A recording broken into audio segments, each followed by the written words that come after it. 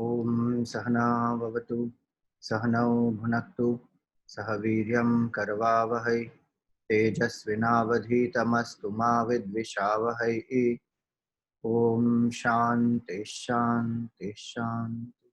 ओम सदाशिवसमारंभां शंकराचार्यमध्यमाम् अस्मदाचार्यपर्यन्तां वन्दे गुरुपरम्पराम्। श्रुतिस्मृतिपुराणानाम् आलयं करुणालयं नमामि भगवत्पादं शङ्करं लोकशङ्करम्।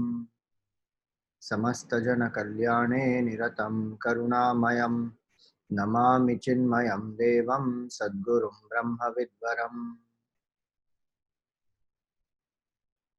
सर्ववेदान्तसिद्धान्त गोचरं तमगोचरं गोविन्दं परमानन्दं सद्गुरुं प्रणतोऽस्म्यहम्।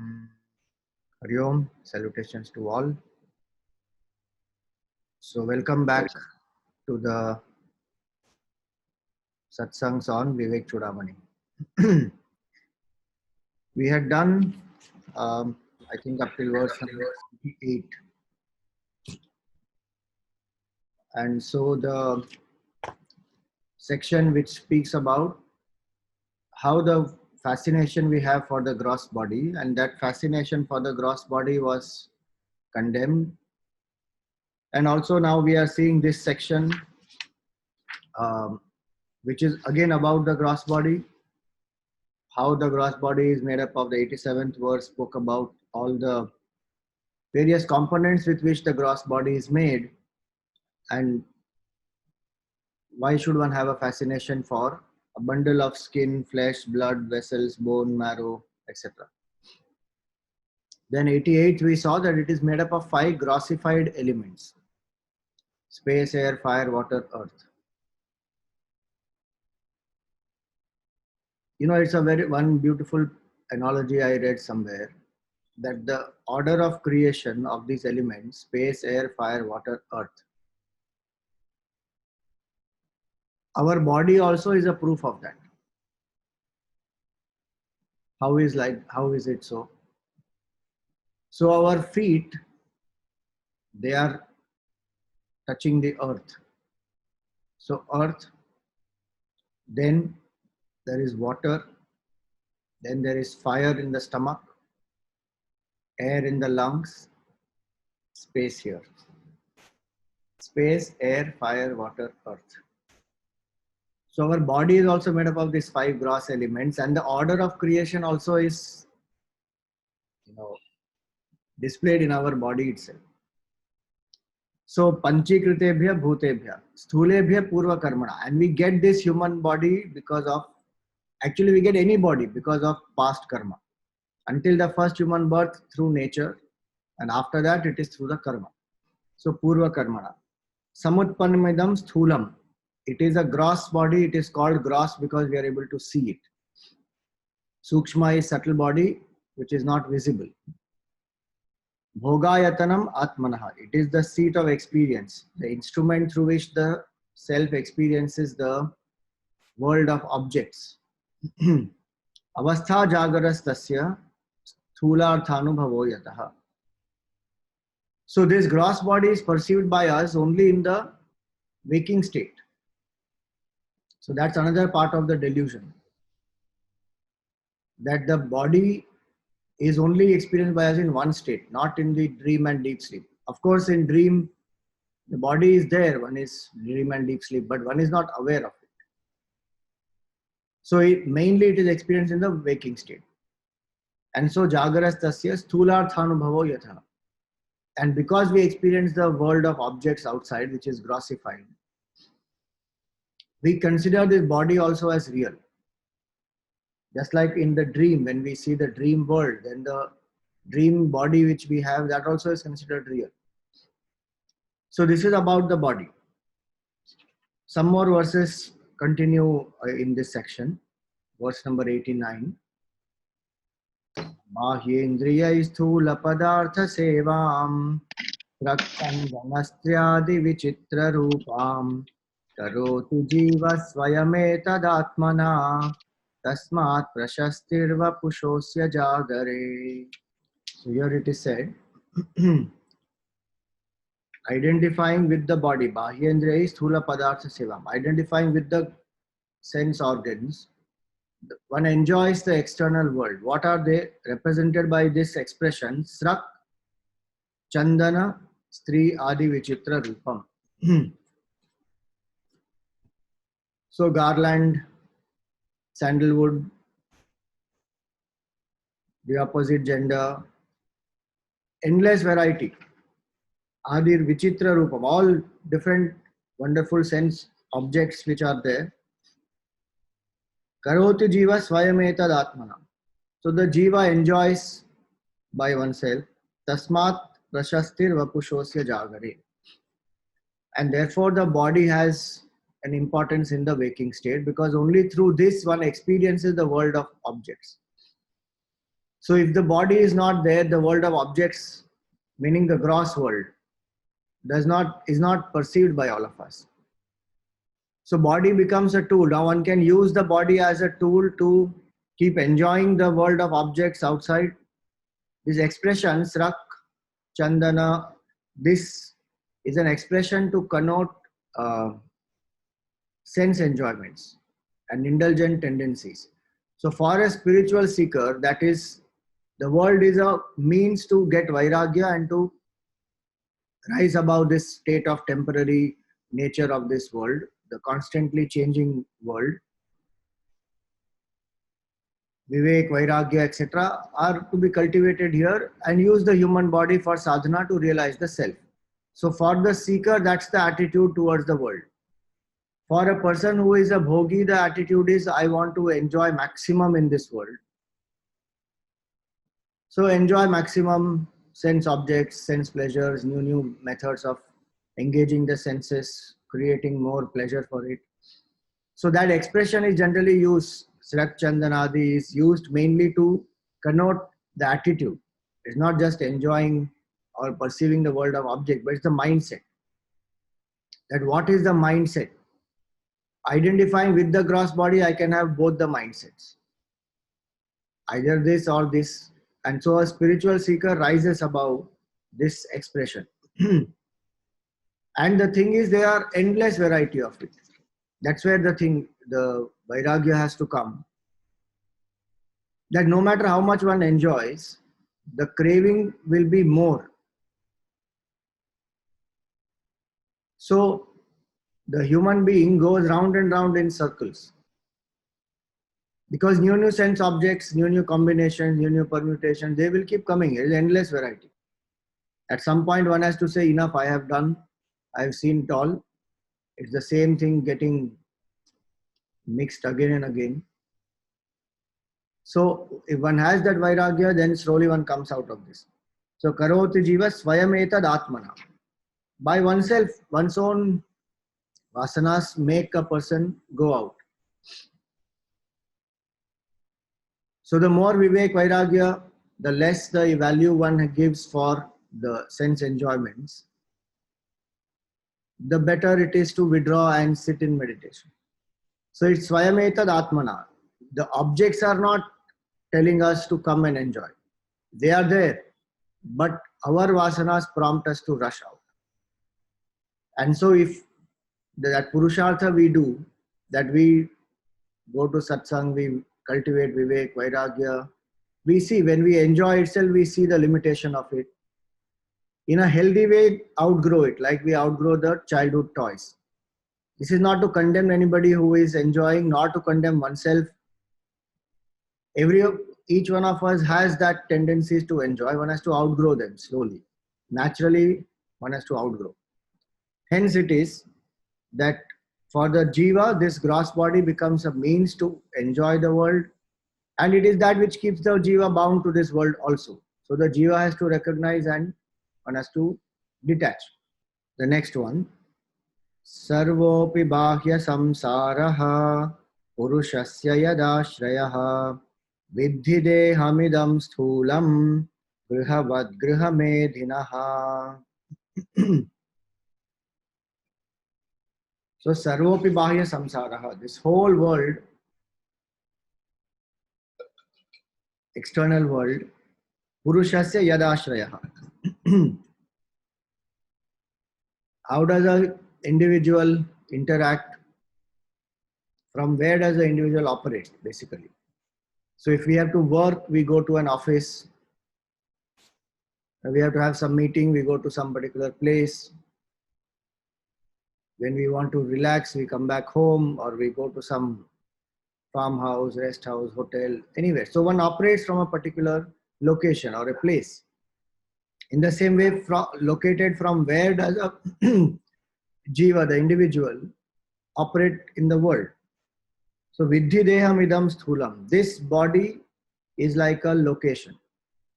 Grihavad Griha Medhinaha. Just like a house is to a householder. So the householder operates from the house. The house is not equal to the householder. The house and the householder are different. In the same way, Deha and Dehi are different. The entity which is using this house, the body is like a house. So that's the comparison here. Grihavat, Griha Medhinaha. So we take care of the house, we clean the house, we paint the house, we decorate the house, we use the house, we have enough facilities in the house. In the same way, the body is a house. We don't think that we are the house. We are using the house. We may change the house. And Gurudev used to give this analogy that, how the house, we have to pay the rent for it. In the same way, every day we have to pay the rent for using this body, which is the food, the water, air, sleep, basic facilities that the body needs. So the house is maintained. In the same way, the body is to be maintained. So Grihavat Griha Medhinaha. Whatever experiences one gets in this world, happiness, sorrow, pleasure, pain, one is experiencing it with the body and the mind. The mind operates through this body and it experiences. So this is the gross body, and the attitude for a spiritual seeker is this.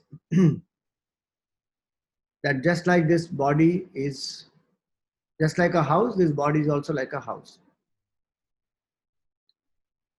And as we go out of the house, we work, we come back, we take rest in the house. In the same way, our mind goes out through the day. Using the body, it goes out, transacts with the whole world, gets tired, finally exhausted, comes back and goes to sleep. So the location of operation is this body. Through the body, it goes out, again comes back, takes rest, again goes out. In this process, one has forgotten that this body actually is not able to function on its own. Just like the house is inert. The house is not sentient. The indweller of the house is the sentient entity, the one who built the house, for whom the house is. So just like the house is an assemblage of bricks and mortar and all that cement and paint and mud and all those steel rods, iron rods. House is just a compilation, a combination of all these. Same way we saw earlier, the body is a combination of all these, bones and blood and flesh and marrow, all that. So it is inert, just like the house, the body is also by itself inert. Now who is using this body is I. I am the sentient entity. But today I don't know that I am different from the body. So the analogy is significant because of this, that the householder is different from the house. But it's another matter that many times we think, so the expression householder itself conveys that. Who is a householder? Technically one who holds the house, meaning one who is using the house, owner of the house. But generally we find the house is holding us. So householder means one who is held by the house. So many times when we ask some people, why don't you come to this satsang? They will always sometimes explain, Swamiji, there is nobody at the home. I can't leave the house alone and come. So now house is holding me. Instead of me being the householder, house is only holding me. So the distinction many times we have not created. We think it is one, or who is for whom one has mixed up. Same way the body is just a place to operate from. And the body is a compilation and it's jada, you see not. What is that which makes the body alive, appear alive, sentient, is the presence of consciousness, and that consciousness is me. Not knowing that consciousness is me, when I identify with the house, it's like saying I am this house and forgetting I am the indweller of the house who is different, who can change houses. I can be without the house, go out of the house, come back into the house. So I am a different entity. In the same way here, the self is a completely different entity. So Grihavad Griha Medhina. In the Gita Dhyan Shloka, there is a very nice shloka which says, Prapanna Parijataya Totra Vetraika Panaye. Shri Krishna is described like that he is like a Parijata tree which fulfills all the wishes of a devotee. And what does he do? Totra Vetraika Panaye. In his hand there is a cane, a stick. And what does he do with that? He takes all the cattle out in the morning to graze in the forest.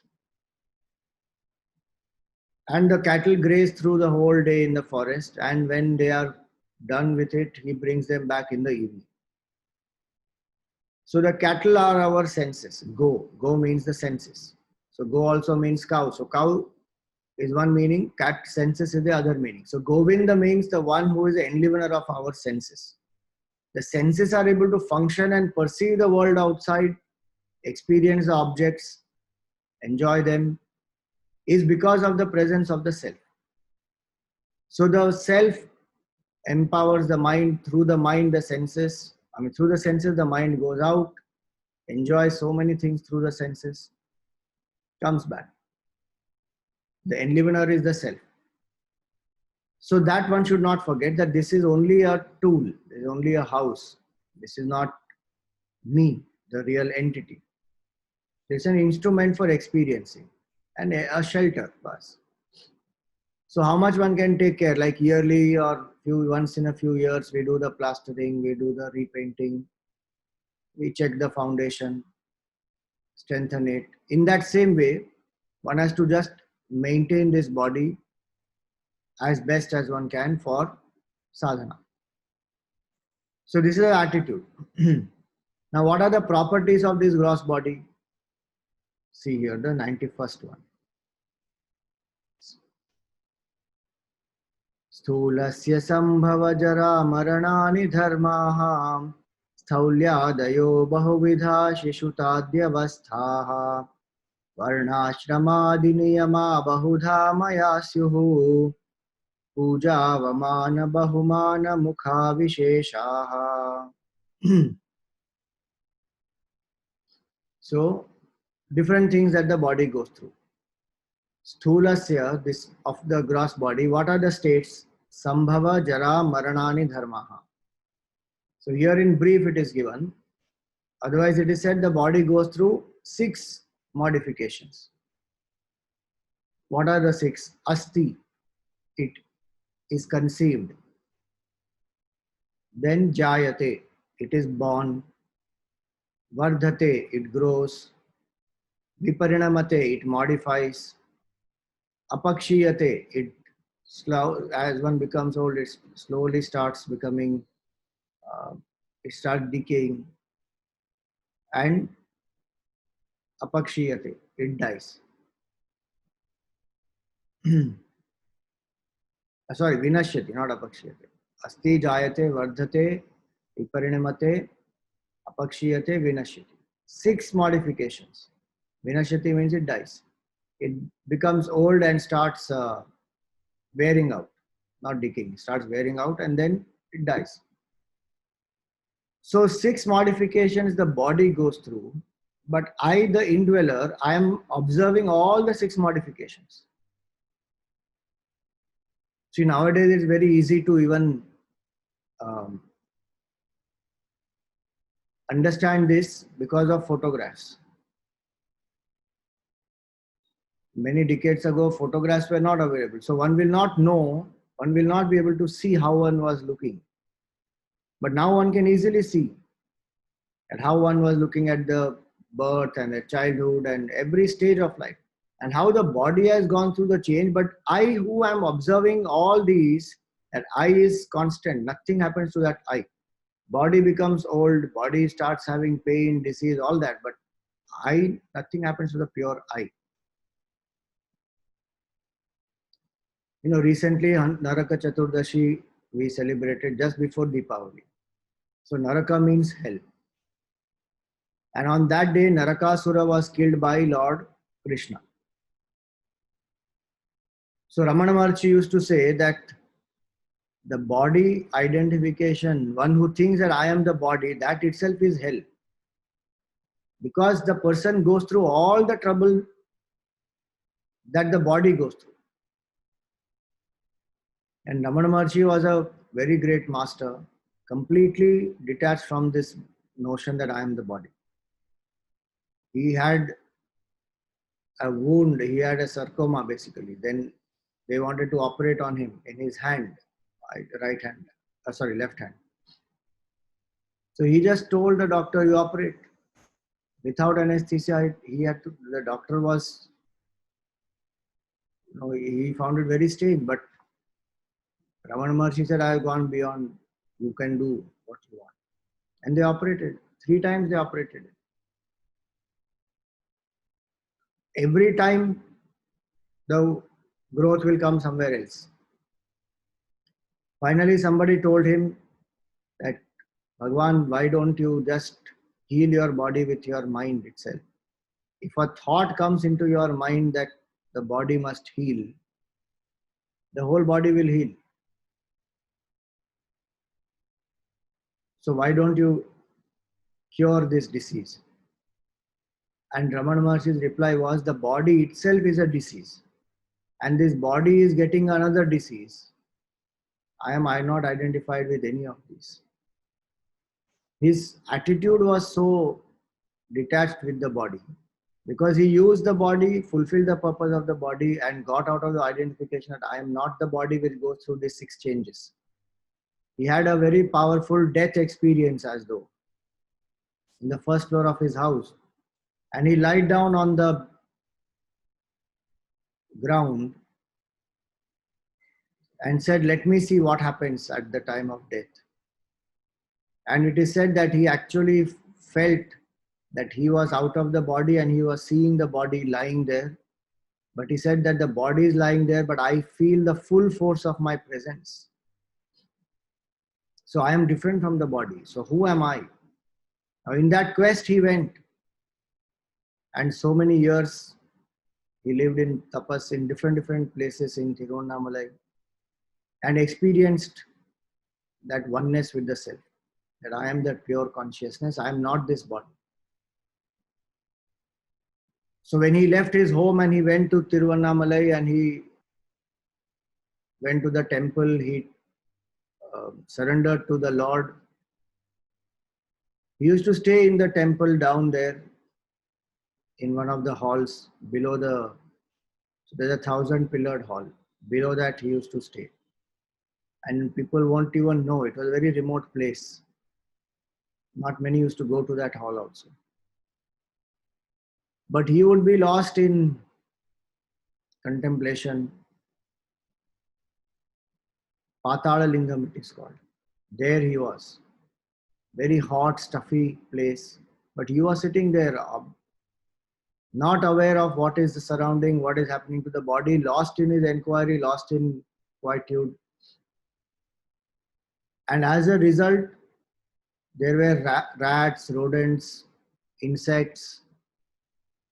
They were actually eating away his leg. But he was not even aware of that and is lost in that super conscious state. One Swami called Sheshadri Swami, he saw him there in that condition and he actually took him out from there. And what is Ramana Maharshi's age at that time? Hardly some 17, 18 years old he was. At 16, he had that experience of death. At 17, 18 or so, he had this kind of absorption of the mind that the body also he was not aware of. So throughout his life, if you see, he will be limping a bit because the animals have eaten away some of the flesh and it had affected his leg very badly. But he is not bothered. With that kind of a leg also, he used to do whole Giri Pradakshina, go up on the mountain, come down. So the body goes through 6 modifications. And for a spiritual student, one is a witness that I am a Sakshi. These 6 modifications happen to the body, they don't happen to me.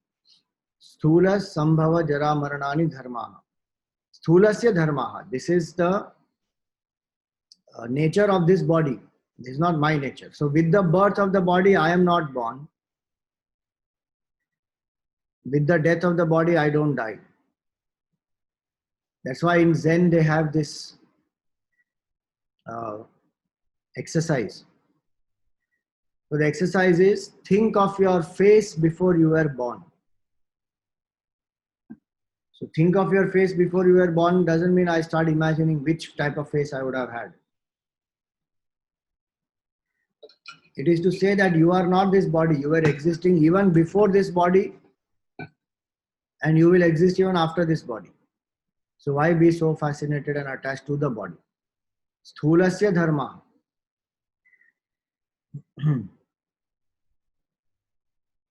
Gurudev's first name is Om Ajaya Namaha. Salutations to the one who is unborn. If one is born, one will die. But that which is unborn is immortal. And so, Sthulasya Dharmaha. These are the dharmas of the body. Whenever we go through any pain, any disease, any sickness, suffering, we can remember this. Sthulasya Dharmaha. This is the nature of this body, not mine. Even when we have some cravings and we know that we are not supposed to indulge, it may be not good for the body, not good for the seeking mind. Again, one can remind, this is the nature of the body. This is not my nature. I can be without this enjoyment. So that way, Sthulasya Dharmaha, one can keep reminding, this is the body's nature. This is not me. Then what does it go through? Sthaulyaadayo bahuvidha shishutadya avasthaha. The various states it goes through are Shishuta Adi. So Shishu Vihar, now in Chinmay Mission we have Shishu Vihar, which is from 0 to 4, age group of 0 to 4. They come with the mother and the various activities done with props, with yoga, chanting. Many things are done for them. So Sthulasya Shishutadya Avasthaha. These are the avasthas, the states. What are the states? So the baby is there, then it grows, it comes into Bal Vihar, then senior Bal Vihar, then teenager, then Chinmay Yuva Kendra, study group, Chinmay Setukari, study group. That way the whole scheme Gurudev also created so that we don't forget at any point in time. At every stage there is a samskar. So when we are children, when we are young, when we are middle-aged, when we are adults, at every stage, one should remember this is an avastha of the body, this is not my avastha. So the body is middle-aged right now, the body is teenage, the body is old age. That's the state of the body. Sthuladi, Shishutadi avastha. Then Varnashramadi Niyama Bahudha. And it goes through various stages, Varna and Ashram. So Varna is based on one's temperament, what kind of a personality the person is. Varna literally means color. So the color is the Sattva, Rajas, Tamas, the 3 moods of the mind, 3 temperaments of the mind. And based on that combination of Sattva, Rajas, Tamas, the Varna of a person is decided. Not based on the birth. So Brahmana, Kshatriya, Vaishya, Shudra is the Varna Vyavastha. And the Varna Vyavastha is based on Janma and based on Guna and Karma, not based on Janma. So how the person's temperament is, guna, and based on that, the karma, the actions that the person must take. Like today, we choose a field based on our aptitude. In the same way, earlier times it was based on three gunas. So the Vedic Varna Vyavastha is based on the guna and karma. So Varnashram, Varna is one. So based on the, see, the body also reflects. Now, why is the word used for Varna is for the body here? If it is not based on birth, why is it used for the body? So the body also will reflect the attitude of the mind. Because actually speaking, body is nothing but grossified aspect of the mind. Every single thought that we think manifests on our body, in our body, as some contraption, as some hormonal release, as some locking up of emotions. It will manifest on this body. So what the mind goes through, the body will have the effect of that. And today is not difficult for us to understand because we know that psychosomatic diseases, there are so many diseases which are just in the mind. But because the stress, worry, tension is there, it is manifesting in the body. So there is an author called Louise Hay. She wrote many books on this, and one of her famous books is You Can Heal Your Life, which gives the connection between the body and the mind and how different things in the mind affect different parts of the body. So Varna is not to say that the body is the basis for the division. It is to only say that the temperament, if a mind has lot of sattva guna, it will also show through the body. Like in the Gita 14th chapter, it is said,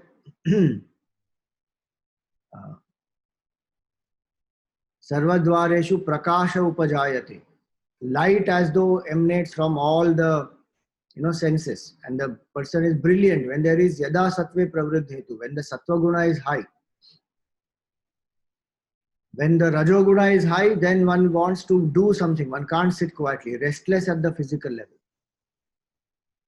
So like that, each guna will manifest on the body also. And so based on that, also one can understand the temperament. So varna. And then ashrama.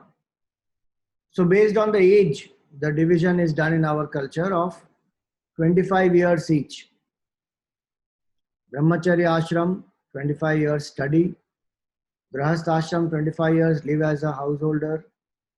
Then Vanaprastha ashram, retire and slowly turn the mind towards the Lord. And Sannyas ashram, exclusive contemplation on the Lord. So the body goes through these 4 stages, 4 ashramas. Varna, ashramadi, niyamaha. And so for both these, there are rules. So one has to follow those rules to benefit maximum from that varna as well as ashram. And it's also a good thing for the seeker to follow those rules because it will discipline the mind, it will maximize the potential of the body. So these niyamas are not a restriction. Our mind many times thinks of it as a restriction. Why should I follow this? Why should there be so many do's and don'ts? But these do's and don'ts are that which help us to harness the potential. Like Gurudev used to say that it is like the dam which is built. He used to say values are the dam which are built on the flowing river of the thoughts.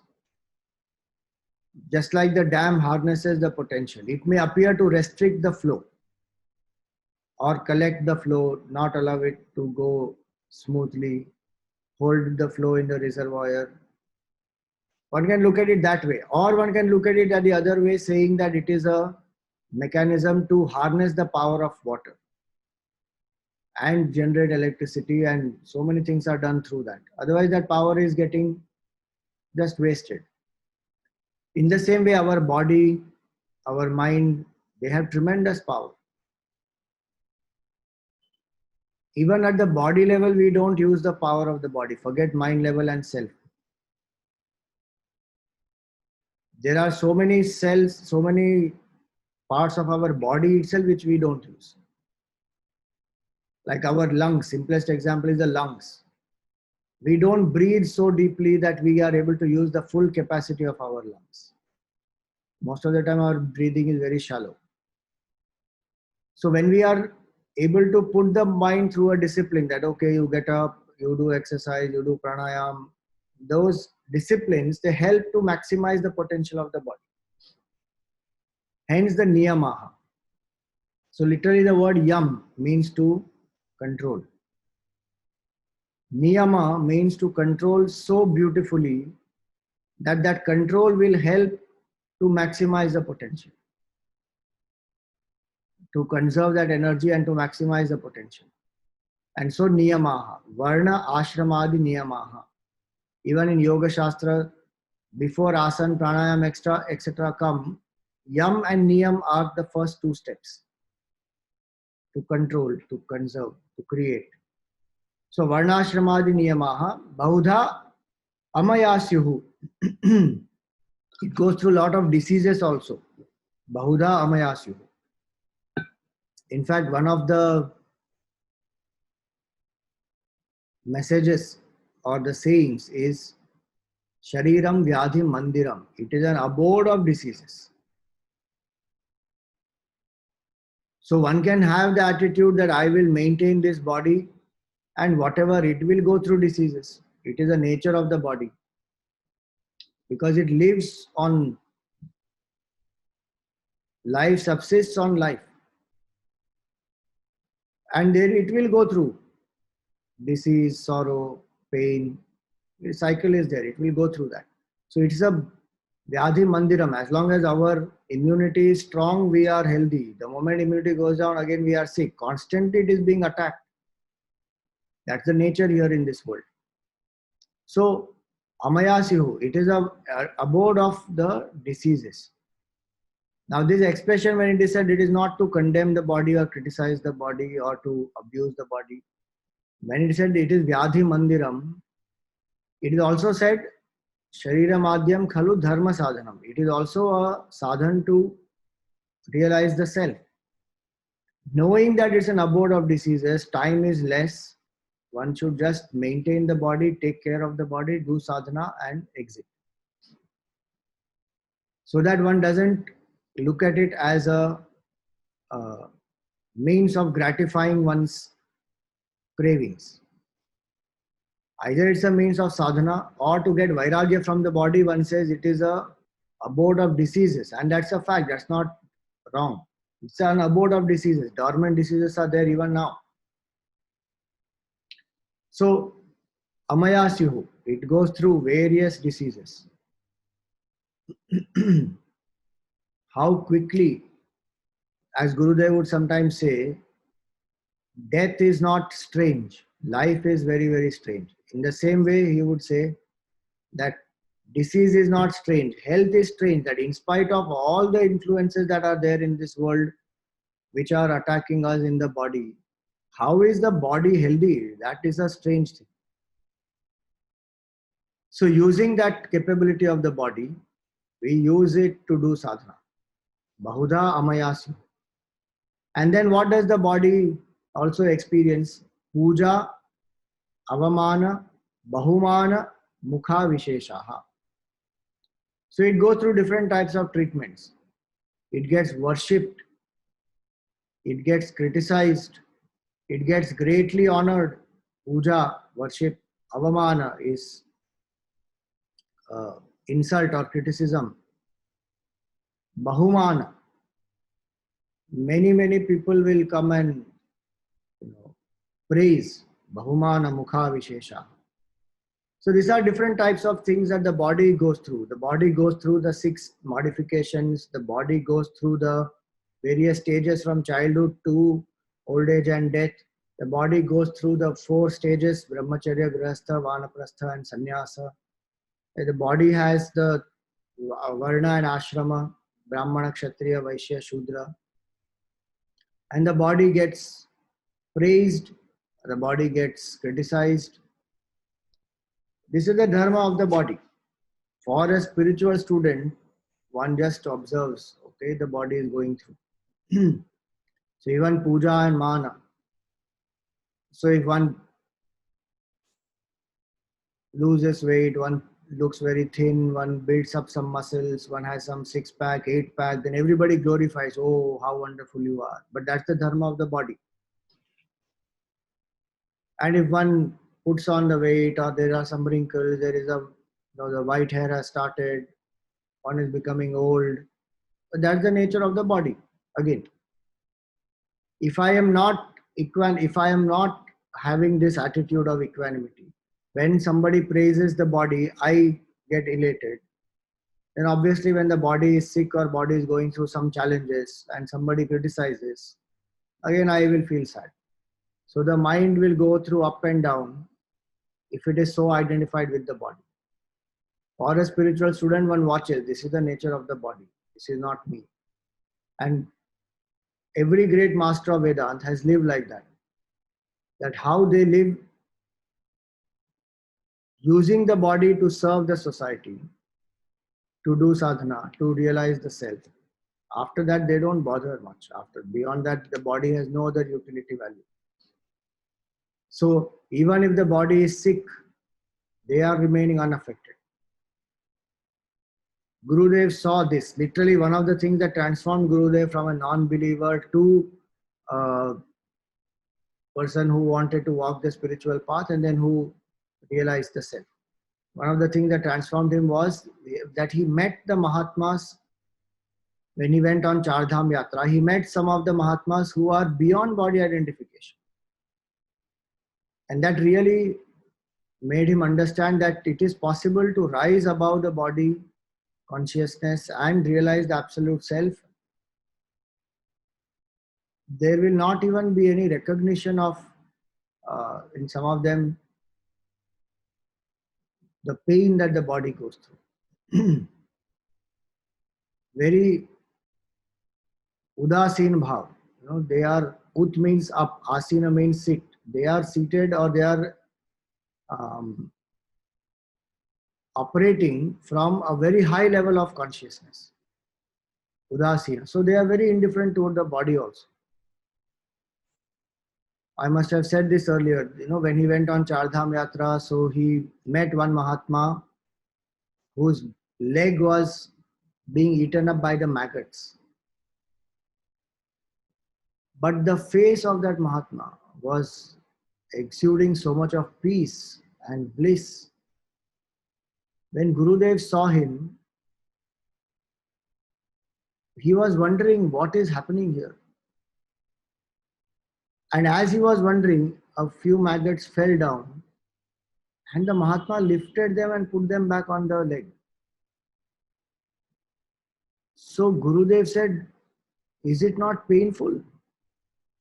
And the reply that the Mahatma gave was, don't you know this is matter? And matter is feeding matter. What have I got to do with it? That was his attitude. Absolutely detached from the body and doing contrary thing, in fact. Next day morning, the Mahatma left the body also. So like that, he met many people who were beyond body consciousness. And that's why one goes to the mountains, to the Himalayas, to the Tirtha Yatra, not to just see the temple and have darshan of Bhagwan who is manifesting there. That is one. But the saints and sages who are in those areas, they are called the mobile Prayagraj. Jo Jagajangam Tirtha Raju. Mudamangalamaya Santa Samaju. The Santa Samaj, meaning the sadhus, people like this who have such vairagya, great masters, they are actually the tirtha. And they are mobile tirthas. Other tirthas are in one place, we have to go there. These Mahatmas are mobile, meaning they go to the people. So such Mahatmas stay in these tirtha sthans, and one has to identify, one has to find them and go and meet them. And today also they are there. It's not that they are not there. One has to ask around, speak to people, go and meet, one will know. So that is the body identification, beyond body identification. And when we see such people, know that even one word from such people, one line from such people, that will touch our hearts, that will create a transformation because it is born out of the tapas of that person. And if that person, one is able to see, one is able to spend some time and observe and watch, one will know how they live beyond the attachment to the body. Like Gurudev was one such great master, how he lived beyond the body. 16% his heart is working, every day is taking insulin injections. He has no sensation in the leg now because of the diabetes he had. But none of that affected his seva, none of that affected his working with the people. And many times he would be exhausted, finished. He has to take oxygen. In between the talk, he has to go take oxygen, come back, continue the talk. So he did whatever was required to take care of that body in spite of whatever condition he was in, but never allowed it to affect the work that he was doing. And many times he would tease the doctors also that I am not attached to this body.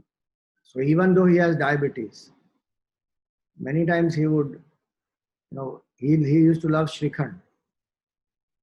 And whenever he sees my grandfather, he will call out loudly my grandfather by his name and he will say, where is my Shrikhand? And then he will eat the Shrikhand. So when he came to Bhiksha for one of the Bhikshas in my house, then he was eating only fruits in the evening. So people gave only fruits. But grandfather knows that Gurudev will ask for Shrikhand. So he had kept the Shrikhand ready. Everybody is eating normal food. Gurudev is on the table eating. He finished the fruits.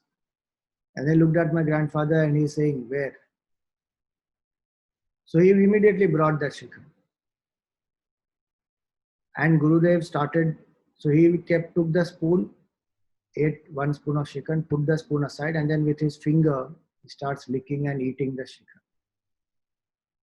And every time he does that, there's a doctor nearby who was traveling with him. Every time he does that, he shows to the doctor and he takes. And he finished that whole bowl of Shrikhand. Not because he was attached to it, but these are his methods of telling the doctor also that I will do what is required for the body, but I'm not bound by it. They used to tell him you can talk only for 20 minutes a day. But many times he used to give full 1 hour talk in the morning, 1 hour talk in the evening, sometimes 1.5 hours. The whole Holy Gita that he recorded in PRC, those clips which are coming every morning to all of us, that entire Holy Gita is an expression of his compassion and his love. Just imagine 20 minutes a day the person is supposed to talk, not more than that. 16% of the heart is functioning. I mean, ejection fraction is 16%. But he took 3 lectures a day. Why? So that we will have that content with us recorded. All compassion only. So the body never dictated him. He was a master of the body. That's the attitude of a seeker, that the body can never dictate me. 42 years he got up at early morning, 3:30, 4, 42 years and kept writing letters in the morning, replied to so many people, whatever be the condition of the body. Now on Shivratri day, he will not even take medicine. No medicine on Shivratri day. We just celebrated the Jagdishwar Mandir Suvarna Mahotsav. So when I was making the documentary for that, so many things one understands that how Gurudev lived, what a master he was. Shivratri day, he will not eat, he will not even take medicine, no water. In Pavai Ashram, if he is there, he will be below his kutia in the bedroom. There is a meditation room below. So he would be in that meditation room from the morning, contemplating. And in the evening, he will come out for the Arati. And one is not allowed to touch him that day. He would be resplendent, bright and brilliant. If anybody even puts a foot where he has kept his foot and he has walked and gone, if anybody even touches that place, they will get burnt.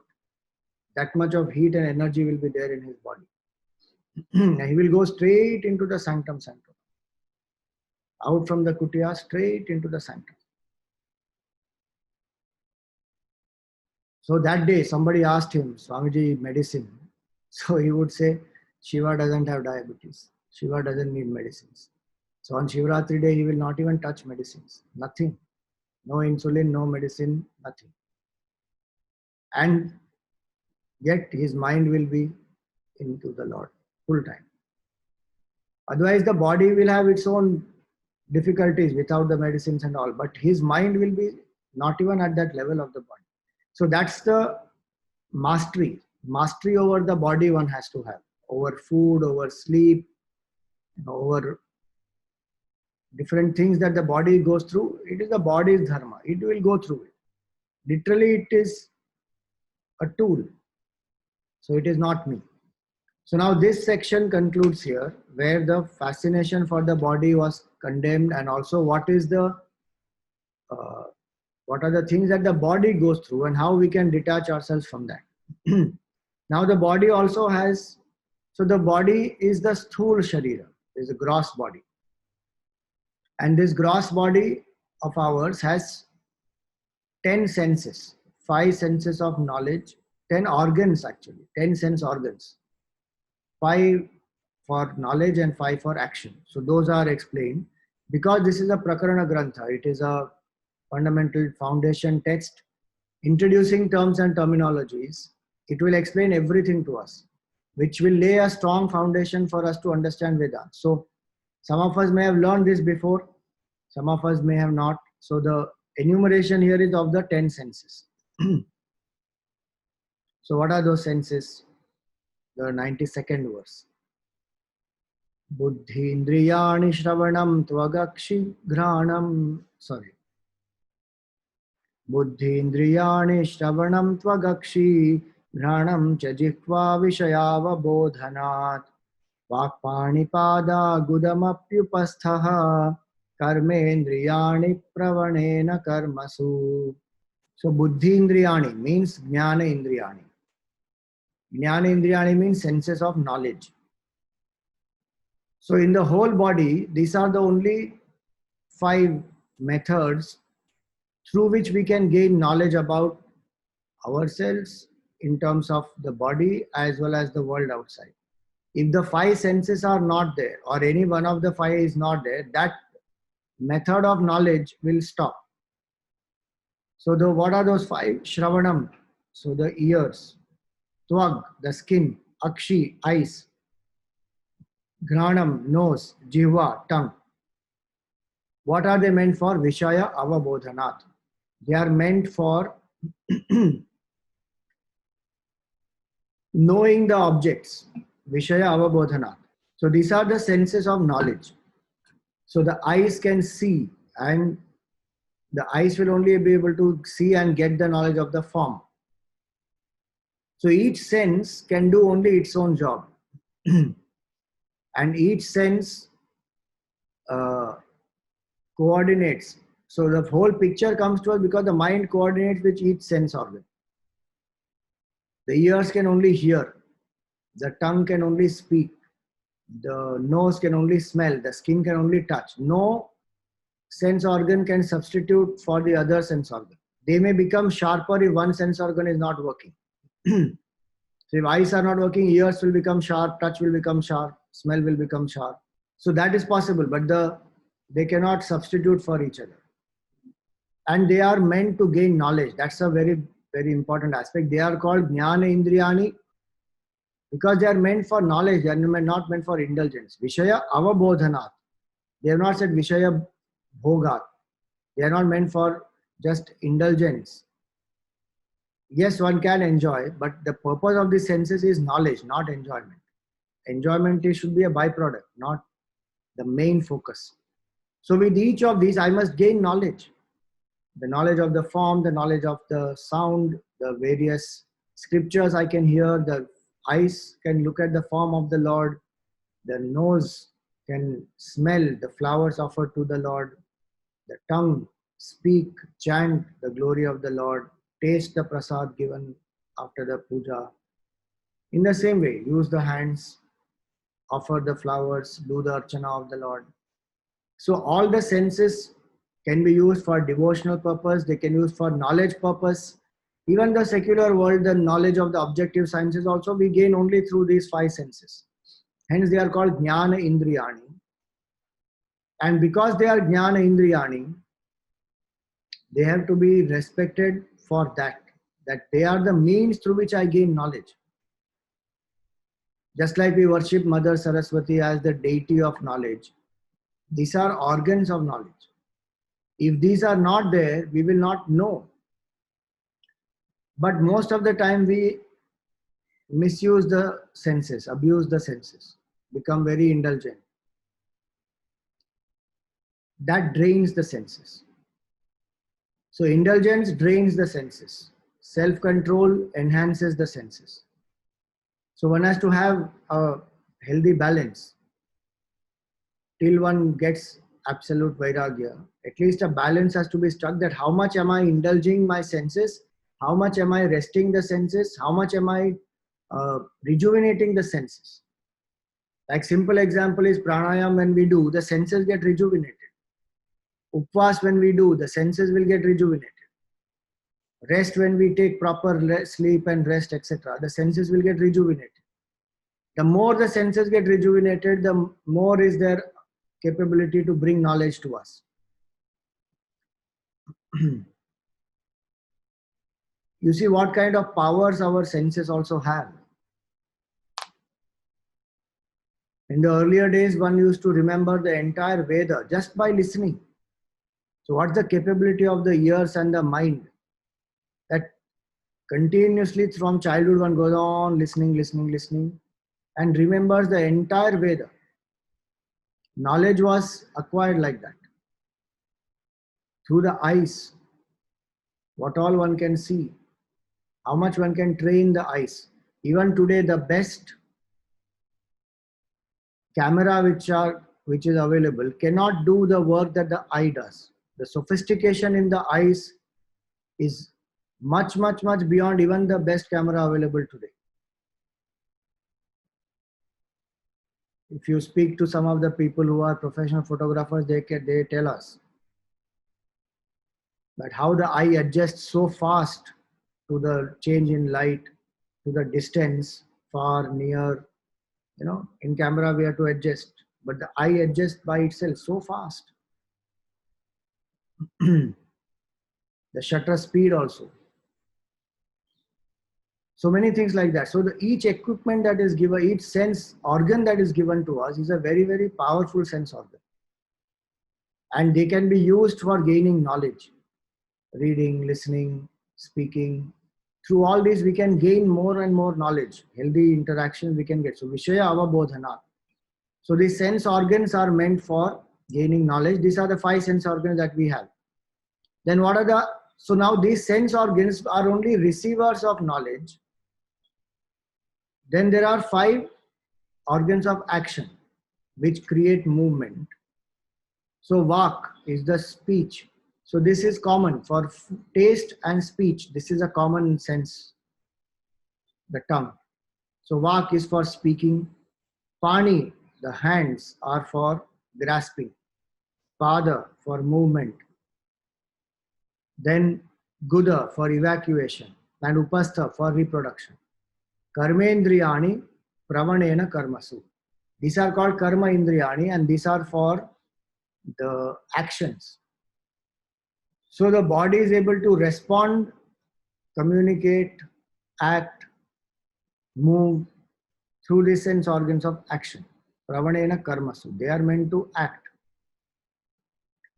Now these two, they are the organs in the body.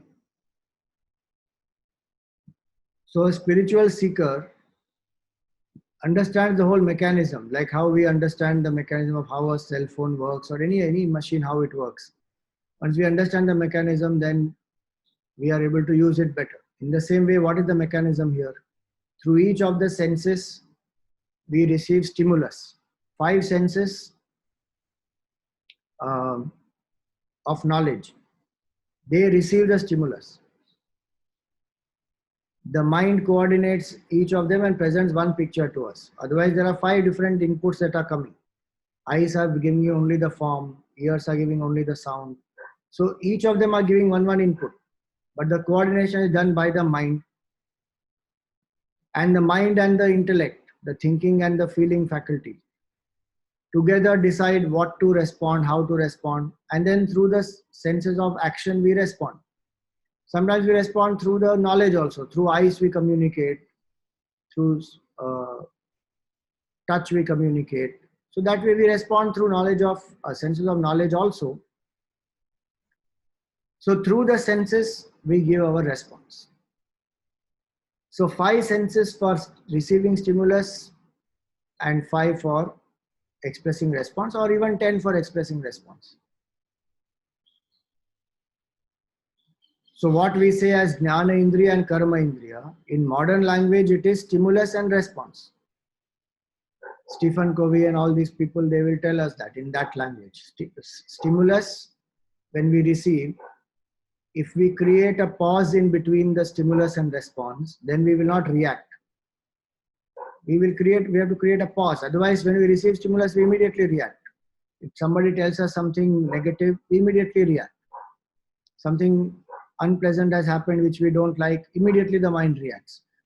So there is no gap between stimulus and response. It is instant. Meaning Jnana Indriya and Karma Indriya, there is no gap in between. There is no proper pause, time to think and respond instead of reacting. So the theory of perception and response is this, that how we are able to use the sense organs, take the stimulus, process it, respond appropriately. Speed is not a problem. One can respond fast and one will respond fast also. But the reaction is, so to create that pause in between so that we don't react, we respond. So now these are about the senses of organs of perception and organs of action. So again, they are in the body. The idea is to say that I, the individual, am using these senses. So through the eyes, I see the world of objects.